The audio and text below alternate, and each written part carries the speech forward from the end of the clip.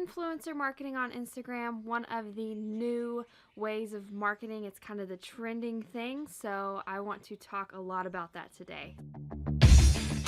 So it is Friday, and every Friday I pick a specific business or industry to talk about the marketing and brainstorm some social media ideas for that industry. So today is an industry, and it's called Hopes and Dreams, and it's in Gainesville, Texas. And they might have a couple of other offices based in some other places, but what they are is they are an ultrasound boutique. And so pregnant women and pregnant parents, they go in and they see their baby on a 3D ultrasound. So they are marketing towards pregnant women. So what I want to focus on today is really focus on telling you about Instagram, and I also want to talk just a little bit about Facebook. So I'm going to start with Facebook and get that over with. First off, if you don't have ad dollars, I don't suggest putting in too much time to Facebook, but I do think you need to maintain your Facebook page.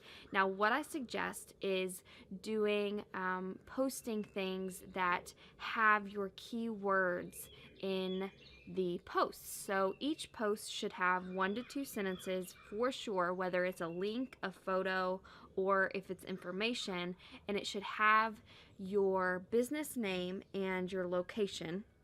So it would be, you want to make sure it has Hopes and Dreams, and then probably 3D ultrasound or pregnant women or Gainesville. So make sure it has those for sure. Definitely the name and location. And then you want to do some keyword research around what pregnant women could be searching for on Facebook. So that could be, like I just said, 3D ultrasound, or maybe it's pregnancy tips, or maybe they're searching for pregnancy pages to get more information on their pregnancy and to follow some different pages. So you want to do some keyword research and use those keywords in those posts, and that way you might not be getting any reach for those posts, because organic reach on Facebook is slim to none, maybe 5 to 10% of your Facebook followers likes, but you're at least getting building up your profile for the Facebook search bar. Second off, you want to maintain the Facebook page just in case they are actually looking for your business. So before someone decides to go in, they might be looking for reviews on your Facebook page, or they might just be seeing if you have a Facebook to see if you're kind of modern, and especially millennials. Millennials are kind of the main group of people getting pregnant right now. So they definitely would go to the Facebook search bar and search, okay, Hopes and Dreams in Gainesville. Let's see what their Facebook looks like. So you want it to be active and at least 1 post a day. That way when they go there, they know that you are an active business, you are modern, and you know what's going on in that world. So besides that, if you do have ad dollars, you can actually target, you can actually put out Instagram ads, Instagram and Facebook ads. It's all on the same platform, and you can actually specifically target pregnant women, or you can actually target families with newborns that might be in that category of couples that are actually going to have more children. You can actually target them as well.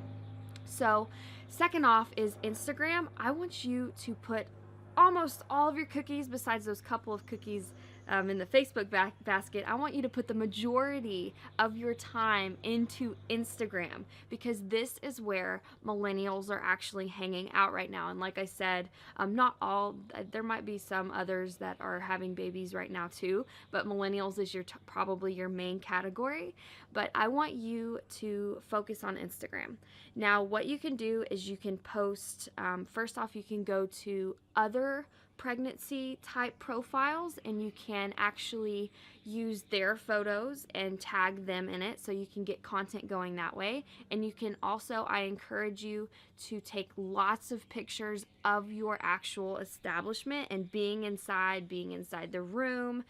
Be sure you're doing Instagram stories of just the atmosphere of what it's like to be going in there and getting an ultrasound and getting to feel what it's like to be in there.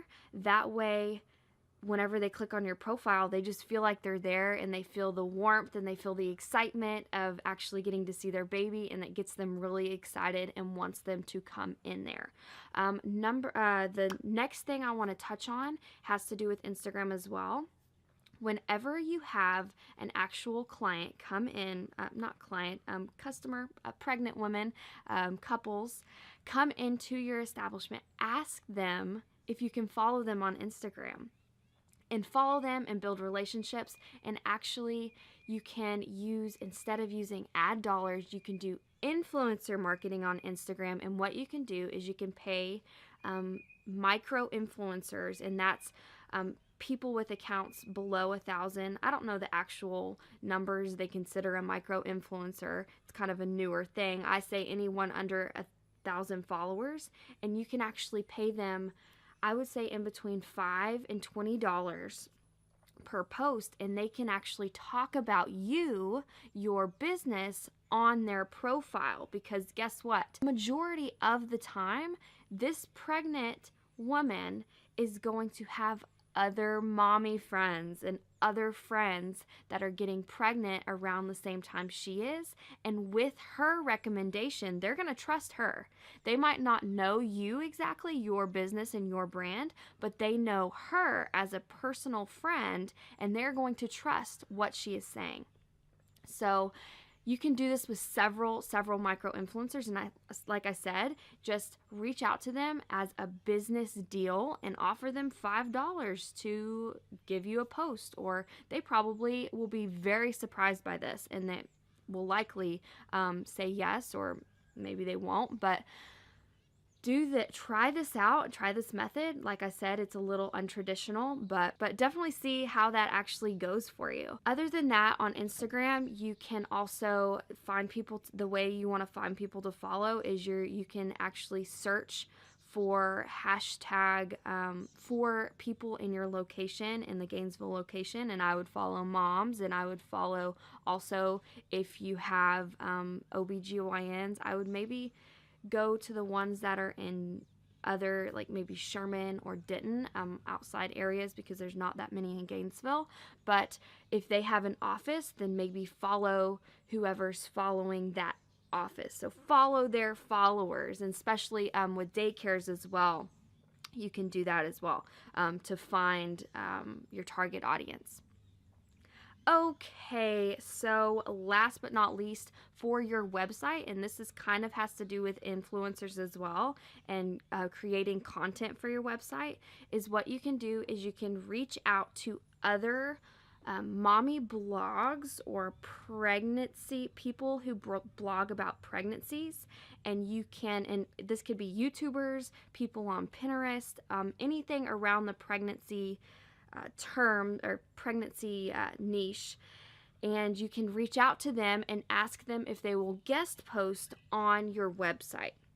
So they don't have to be around the Gainesville area, but as long as they're in that in your industry, and you can ask them to guest post on your website, whether it's a video or a past article that they already have on their blog, and ask them if that would be okay if they posted it onto your website. And that will actually be creating content for your website, and it'll be stuff that you can share on your other social channels as well. So I'm going to wrap this up. I hope that you take a few of these tips, and I hope anyone watching this, whether you are in the pregnancy marketing to pregnancy women, or any industry really, that you take this influencer marketing and you test it out. It's new, it's fresh, and it works. If you liked this video, please don't just hit that like button. Please leave me a comment and let me know what you think. And also my website, I just redid it and I've been updating it. I've been keeping up with it, which I'm really proud of. So please go over there. If you want to subscribe, you can do that over there. I don't do email marketing right now, but if I ever have some content that's very special to me, it will definitely be emailed to you. Also, you can search my archives on my website as well. If you are on Instagram, go check me out over there. I'm on stories quite frequently, and I also, that's where I communicate and network. So, all right, y'all have a good day. I will see you next week.